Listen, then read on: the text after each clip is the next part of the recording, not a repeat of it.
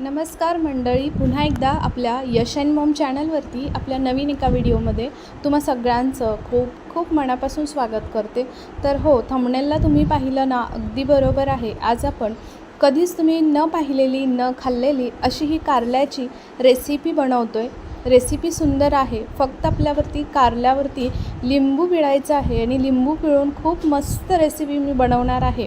शिवाय ही रेसिपी बघा, अगदी महिनाभरसुद्धा तुम्ही एकदा बनवून ठेवू शकता आणि अगदी महिनाभरसुद्धा तुम्ही जेवणामध्ये ही खाऊ शकता. तर इथे बनवायला खूप सोपी रेसिपी आहे. शिवाय नवीन रेसिपी आहे आणि म्हणाल तर अगदी शुगर वगैरे ज्यांना असते, डायबिटीज लोकांनासुद्धा कारल्याचे खूप सारे प्रकार बनवून खात असतात. तर अगदी बघा, वेगळे प्रकार बनवून हररोज खाण्यापेक्षा हा पदार्थ अगदी तुम्ही महिनाभर बनवून ठेवलात तरीसुद्धा छान महिनाभर टिकतो. शिवाय बघा, एकदा बनवला रोज आपण जेवणामध्ये हा पदार्थ खायला घेऊ शकतो. तर अगदी प्रतिकारक शक्ती वाढवण्यासाठी, रक्ताची पातळी वाढवण्यासाठी, शरीरातील साखरेचं प्रमाण कमी करण्यासाठी खूप सारे असे या कारल्याचे उपयोग आहेत. तर बघा, कारलं आपण इथं या पद्धतीने बघा स्वच्छ धुवून पुसून सुरुवातीला घेतलेलं होतं. छान काप करून घ्यायचे आहेत. आता काप मी इथे गोलच केलेले आहेत. तुम्हाला जसे हवे तसे उभेसुद्धा बघा पातळ काप तुम्ही करू शकता. तर इथे गोल काप करून घेतले आणि नंतर बघा आपल्याला हे सर्व कारल्यामधील बघा बिया काढून घ्यायच्या आहेत. अगदी कोवळा असेल कारलं तरीसुद्धा त्या बियांमध्ये थोडंसं बियांमुळे कडवट लागू शकतं. त्याच्यामुळे बिया आपल्याला सर्व काढून घ्यायच्या आहेत. इथे बिया सर्व काढून घेतलेल्या आहेत. 3 कारली मी घेतलेली होती. तर बघा, आपल्याला नंतर कारलं अजिबात चिरून घेतल्यानंतर धुवायचं नाही, कारण त्याच्यामधील बऱ्यापैकी जीवनसत्व पूर्णपणे कमी होऊन जाणार. म्हणून आपल्याला सुरुवातीलाच धुवून पुसून घ्यायचं आहे. आता लिंबू पिळायचा आहे. अर्धा लिंबू एवढ्या कारल्यासाठी बरोबर आहे. लिंबामध्ये जास्त रस होता माझ्याकडे, म्हणून मी लिंबाचा अर्धाच इथे भाग घेतलेला होता आणि त्याच्यातील बघा सर्व लिंबू पिळून घेतला आहे. मीठ घातलेलं आहे चवीनुसार. छान खालवर करून घ्यायचं टॉस करून आणि नंतर आपल्याला ही प्रोसेस करायची पुढची. तर हे कारलं आपण आज तळून घेतो आहे बघा. तेलामध्ये जास्त तेल घालायचं थोडंसं आणि याच्यावरती आपल्याला कारलं तळून घ्यायचं आहे. आता कुठपर्यंत तळायचं ते सुद्धा मी तुम्हाला पुढे सांगणार आहे. तोपर्यंत मला तुम्ही सांगा, आपल्या चॅनलला सबस्क्राईब केलं की नाही?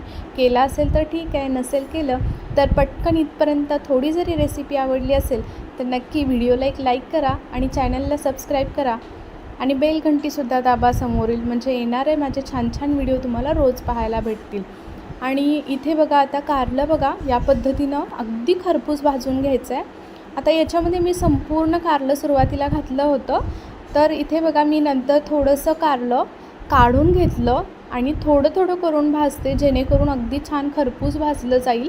इथे अजिबात आपल्याला जरासुद्धा मऊसूत कारलं ठेवायचं नाही. छान अगदी खरपूस भाजून घ्यायचं आहे, म्हणजे जास्त करपवायचं सुद्धा नाही. इथे व्हिडिओत दाखवल्याप्रमाणे आपल्याला असं कारलं बघा फ्राय करून घ्यायचं आहे तेलावरती.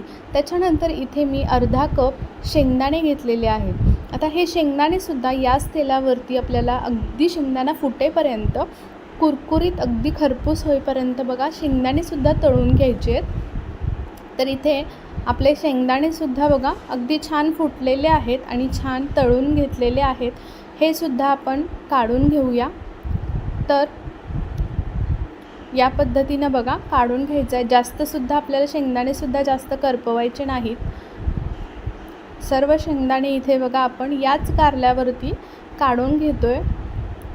सर्व जिन्नस आपल्याला एकाच ताटामध्ये काढून घ्यायचे आहेत. शेंगदाणे सर्व काढून घेतल्यानंतर आता आपल्याला याच्यामध्ये बघा राहिलेल्या तेलामध्येच कढीपत्ता घालायचा आहे. भरपूर सारा कढीपत्ता घालायचा. याच्यामुळे बघा पदार्थाला आपल्या खूप छान चव येते आणि सर्व जिन्नस अगदी खरपूस करून घ्यायचे आहेत, जेणेकरून पटकन हातावरती जरी घेतले तर चुरा होईल. कढीपत्तासुद्धा बघा पूर्ण त्याचे बुडबुडे कमी झाले, म्हणजे अगदी आपण चिवड्यासाठी जसा कुरकुरीत करतो कढीपत्ता, त्या पद्धतीनेच बघा इथे कढीपत्तासुद्धा कुरकुरीत करून घेतलेला आहे. अगदी हातावरती चुरला की पटकन चुरा झाला पाहिजे. सर्व जिन्नस या पद्धतीनं काढून घेतलेले आहेत. आता लास्टला आपण याच्यामध्ये राहिलेल्या तेलामध्येच बघा भरपूर सारी कोथिंबीर घालतो आहे. कोथिंबीरसुद्धा आपल्याला या पद्धतीनेच बघा खरपूस करून घ्यायचे. मस्त कोथिंबीर घातल्यामुळं छान चव येते. आता ओली कोथिंबीर आपण याच्यामध्ये घातली तर आपला जो पदार्थ आहे तो अगदी महिनाभर छान टिकणार नाही. यासाठी आपल्याला कोथिंबीरसुद्धा बघा तेलावरती छान तळूनच घ्यायची आहे. तीसुद्धा आपण काढून घेतो आहे. आणि इथे कोणताही जिन्नस जेव्हा आपण भाजत असतो तर त्यावेळी बघा आपल्याला मीडियम फ्लेम वगैरे ठेवायची काही गरज नाही. अगदी हाय फ्लेमवरती तुम्ही तळून घेतला तरीही चालेल. सर्व जिन्नस इथे काढून घेतलेले आहेत. ते आपल्याला पूर्णपणे थंड करून घ्यायचे आहेत. त्याच्यानंतरच आपल्याला पुढची प्रोसेस करायची आहे. तर याच्यामध्ये बघा 20 ते 25 लसूण पाकळ्या मी घातलेल्या आहेत. लसूण आवर्जून भरपूर घाला. आता आमचूर पावडरसुद्धा 1 चमचा घातलेली आहे. आपल्याला महिनाभर टिकवायचा आहे पदार्थ म्हणून आपण आमचूर पावडर घालतो आहे. आता जर तुम्हाला एक 2-3 दिवसासाठी बनवायची असेल, आमचूर पावडर तुमच्याकडे नसेल तर तुम्ही लिंबाचा रससुद्धा पिळू शकता, छान होते. नंतर बघा इथे चवीनुसार मीठ घालायचं आहे आणि इथे मी 1 मोठा चमचा मिरची पावडर घातलेली आहे. तुम्हाला जर मिरची घालायची असेल, मिरची पावडर नाही घालायची असेल तर तुम्ही जेव्हा आपण सगळे जिन्नस तळत होतो त्यावेळी मिरचीसुद्धा तळून घ्या आणि तीसुद्धा याच्यामध्ये वाटू शकता. मग मिरची पावडर घालायची गरज नाही. जर तुम्हाला मिरची नाही घालायची तर मिरची पावडर घालू शकता. तर इथे बघू शकता छान अगदी थोडंसं भरडसारखं असं छान मस्त चटणी जशी असते आपली तशी वाटून घेतलेली आहे. तर हा आपला पदार्थ इथे छान असा बनवून तयार झालेला आहे. अगदी महिनाभर टिकणारी ही कारल्याची चटणी आज आपण इथे बनवलेली आहे. तर आवर्जून सांगते याच्यामध्ये जर तुम्हाला महिनाभर टिकवायचं आहे तर आमचूर पावडर घाला. जर तुम्हाला आमचूर पावडर तुमच्याकडे नसेल, बऱ्याच लोकांकडे आमचूर पावडर घरामध्ये उपलब्ध नसते, तर अशा वेळी तुम्ही लिंबूसुद्धा याच्यावरती पिळू शकता. खूप छान चटपटीत चव येते. आंबट तिखट अशी मस्त चव येते. त्याच्यामुळे अतिशय सुंदर लागते ही चटणी. नक्की तुम्हीसुद्धा एकदा बनवून बघा. मला वाटते या पहिली तुम्ही कधी ही रेसिपी पाहिली नसेल आणि बनवलीसुद्धा नसणार आहे. तर रेसिपी कशी वाटली ते मात्र जरूर कमेंटमध्ये कळवा. अगदी जवळूनसुद्धा दाखवते. खूप भन्नाट चवीची ही चटणी तयार होते. अगदी तुम्ही तोंडी लावण्यासाठी घेऊ शकता किंवा भाकरीवरती चपातीवरती थोडंसं तेल टाकायचं आणि नंतर आपल्याला खायला घेऊ शकता. मुलांनासुद्धा टिफिनमध्ये बघा थोडीशी चटणी चपातीला माखून तुम्ही देऊ शकता. खूप भारी लागते. मुलांनासुद्धा आवडते ही चटणी.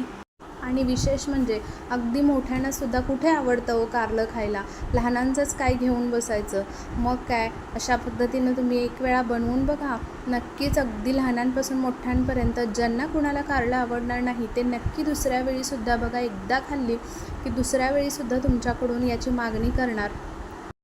आय होप आजची रेसिपी तुम्हाला सर्वांना आवडली असेल. आणि हो आवडली असेल तर नक्कीच व्हिडिओला एक लाईक करा. आपल्या चॅनललासुद्धा सबस्क्राईब करून घ्या. शिवाय आपली ही रेसिपी तुमच्या जास्तीत जास्त मित्र मैत्रिणी परिवारांमध्ये शेअरसुद्धा करा. चला एक छानशी कमेंटसुद्धा करून सांगा कशी वाटली तुम्हाला.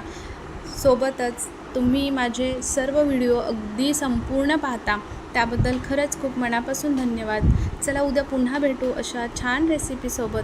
तोपर्यंत